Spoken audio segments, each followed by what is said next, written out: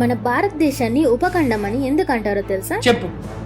ఉపఖండం కాబట్టి. ఒక ఖండానికి ఉండే అన్ని లక్షణాలు మన దేశానికి ఉన్నాయి. అవేంటి అంటే ఉత్తరాన చల్లటి హిమాలయ పర్వతాలు, దక్షిణాన వేడి వాతావరణం కలిగి 3 సముద్రాలు ఒకే చోట కలిసే కన్యాకుమారి, నార్త్ ఈస్ట్ కి వెళితే దట్టమైన అడవులు, నార్త్ వెస్ట్ కు వెళితే తారెడారి, మధ్యలో వింధ్య పర్వతాలు, తూర్పు మరియు పశ్చిమాన కనుమలు, బంగాళాఖాతంలో అండమాన్ నికోబార్ దీవులు, అరేబియా మహాసముద్రంలో లక్షద్వీప్. దీంతో పాటు కనీసం 800 భాషలు, 2000 యాసలు, ఇందులో 24 అధికార భాషలు ఉన్నాయి. 6 రకాల జాతులు కలిగిన మనుషులు ఉన్నారు. విభిన్న మతాలు, కులాలు, సంస్కృతి, ఆచార సాంప్రదాయాలు కలిగిన మన దేశం భిన్నత్వంలో ఏకత్వం.